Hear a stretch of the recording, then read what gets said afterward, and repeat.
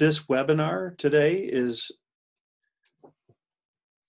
focused on the tips and tricks of things you can do on CrossBraining.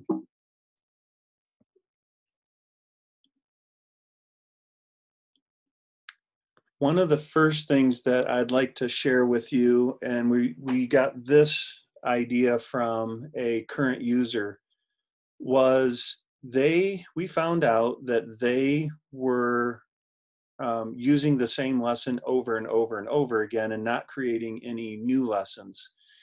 And what we found was that they were in a space. It was a STEM space where they were doing projects, and they were using CrossBraining to just get evidence of the design cycle. And so they created the new lesson. They called it design cycle evidence. And then every week or every 2 weeks when they were creating the project, the teacher was just assigning the exact same thing to them, saying, go get these 4 things.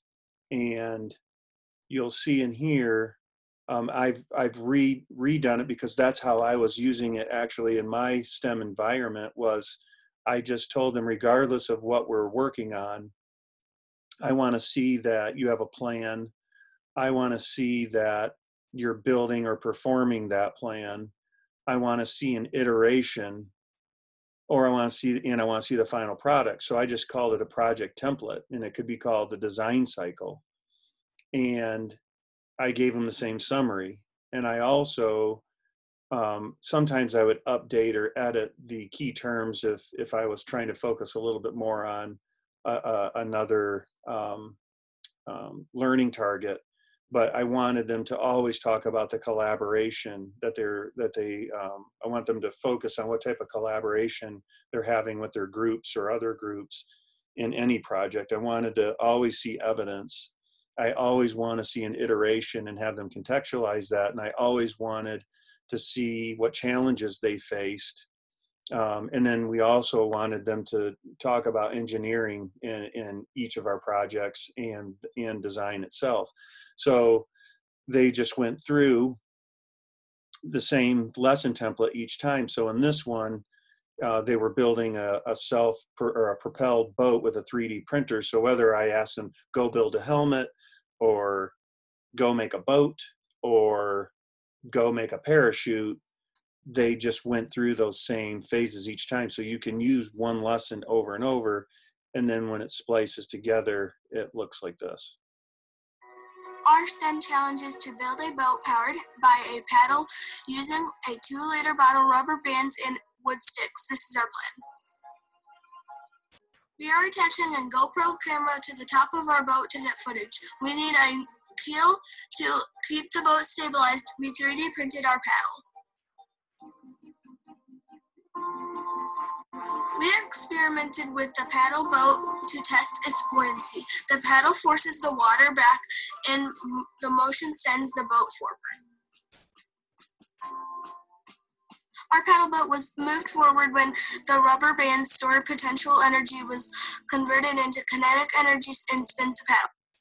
And so in this specific lesson, they're showing all of those features, the plan, the building it, the iteration, and then the final product. But I would go in there and then edit that lesson only with the vocabulary words. So they always knew what they had to do each week. And again, it was just spending a few seconds and going and grabbing some footage throughout that 2-week period. And so it's not cross-braining all at once. It's just cross-braining was being used to grab content, just a little bit of content each day or every other day, and then after 2 weeks they come back together and then they build this video out with they already have the video, but now they're more collaborating on how to explain what took place in the design cycle. On the next one I wanted to talk to you about is using the screen recorder, just the screen recorder only. And in this specific one, they're using a 3D modeling program called Tinkercad to screen record the position, the relative size of something, and how it appears in the sky, as far as the sun or a star or a planet. and why do some stars look like they're the same size from Earth, but they might be magnitude bigger than the other star. And so they had to use Tinkercad to go through and explain that. And there's two ways you could do this. In this specific one, I sent them out the very first two. So I screen recorded, uploaded the video in the teacher lesson, and then I put group member 1 and group member 2. I wanted them to explain what's going on in the first two that I sent them. And then I wanted them to recreate that on their own. And you're going to see how group member 2 didn't, they were on the right track, but they forgot to rotate it because what they're saying and what you see are not the same. And where I really love, and why one of the reasons why we built this app was that in a current model, they get it wrong, and then it can be challenging to coach them to doing it right or saying it right, and getting evidence of that. And so in this case, I can go back and say, just re-record it and spin it around and say exactly what you said before, but make sure that you spin it around so you can see that there are different sizes, but that they look similar. And so I'm going to go ahead and show you that one as well. The position of the stars makes them appear to be the same size.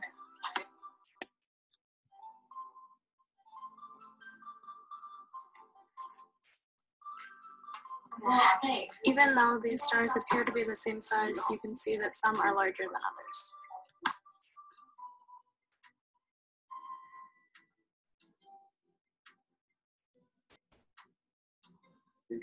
The stars appear to be the same size because of their position.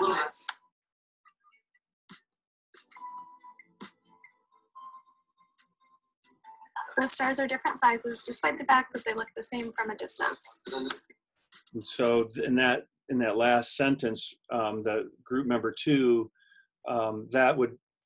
what she's saying is correct if she would have rotated it around. And so now I often equate this app a little bit to athletics, is that if you miss a shot, you're going to try to train that person to do it correctly and give them another chance.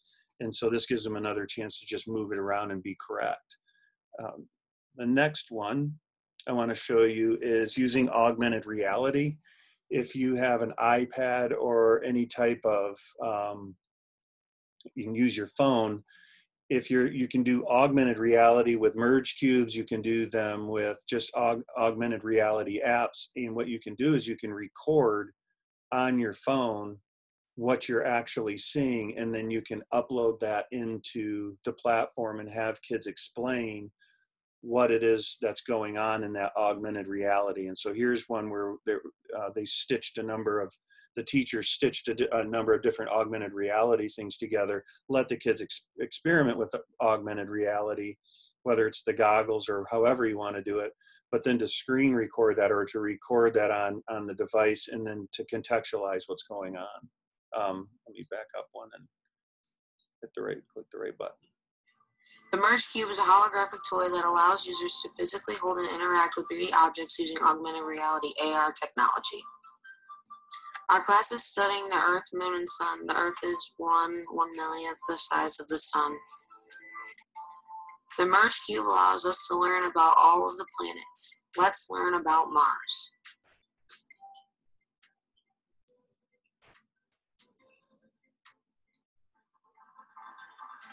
Earth is the 5th largest planet in our solar system. I look forward to exploring more planets.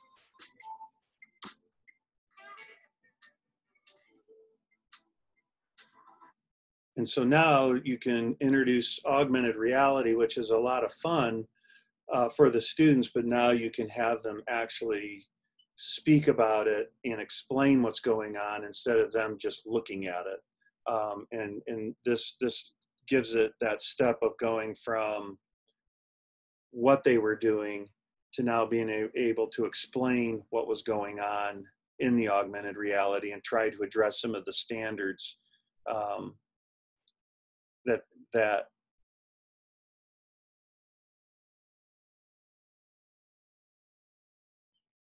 next one is using the app for procedures. Whether it's how to use a glue gun, how to wear protective goggles in a lab, why you use a lab coat, the steps of going through welding, the steps of taking blood pressure, the steps of preparing preparing to take your instrument out of the case. Whatever, if there's any procedures that are taking place, to have the kids walk you through the procedures and demonstrate that they're competent with those procedures. So that's another way to use the app. Before you start welding, you're going to want to make sure that you have your protective hand gear, your table is grounded properly. You also have your welder's mask on correctly, and then you also have your electrode held into place. Next, you're going to want to make sure everyone around you has their face mask down, and then you can begin to start welding. When you're done welding, you're going to want to remove the layer that protects the weld from oxidization. You can do this through hitting it off and also grinding it off. Once you're done with that, you're going to want to make sure you cool it down and also polish it properly. So procedures is another way to use the app.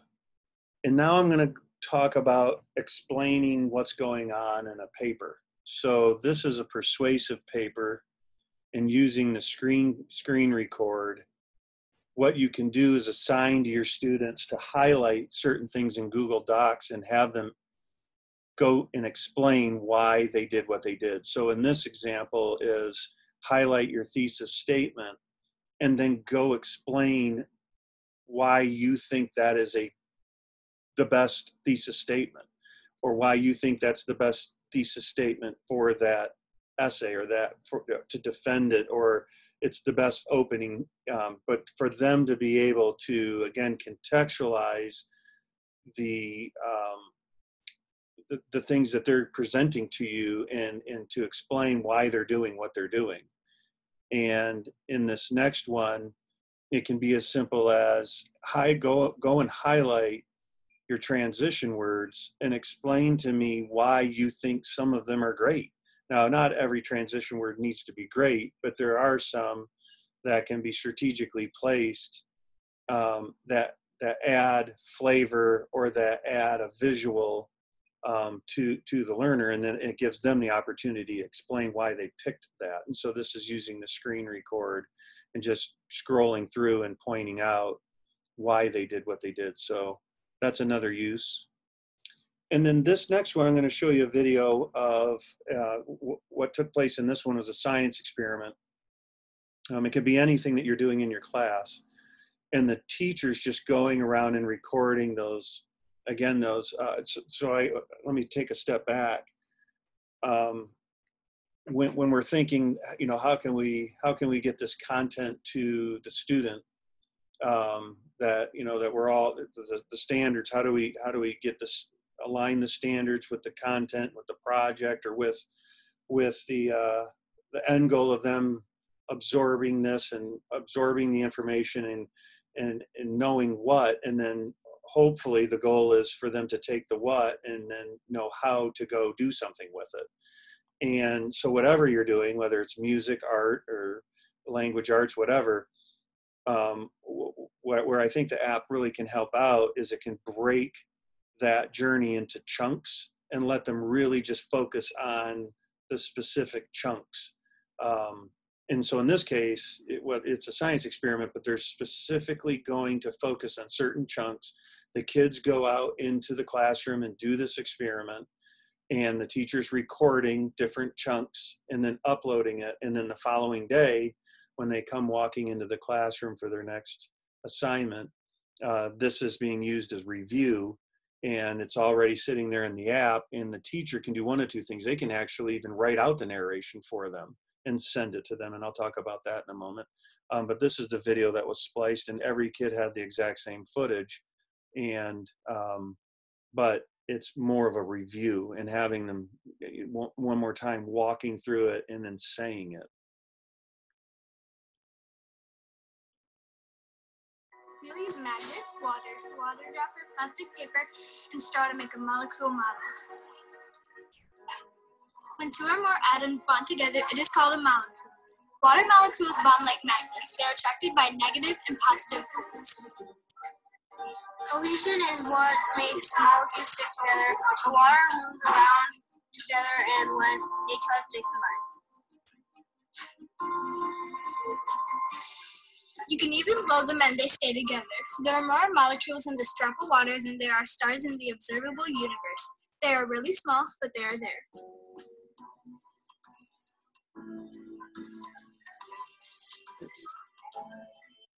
And so you'll see where almost becomes the learning target as an I can statement. I can say these things. I can talk about cohesion. I can talk about molecules. I can talk about how small they are. And in here, I have the materials, the magnets, demo it, and then show me your cohesion. I send them all the video from the day before that I recorded when they went through the experiment. And then I can even type out the narration to give them a crutch. And again, this isn't a test, it's a tool. And but to get them to be able to speak with the video that they see in the experiment that they just did is that extra layer that gives them some support. And it even says, we will use magnets, water dropper, wax paper to make a molecule model. And then I'd go into perform, type out the narration. And so I can type that all out for them. Now, you don't have to, but that's just one of the options.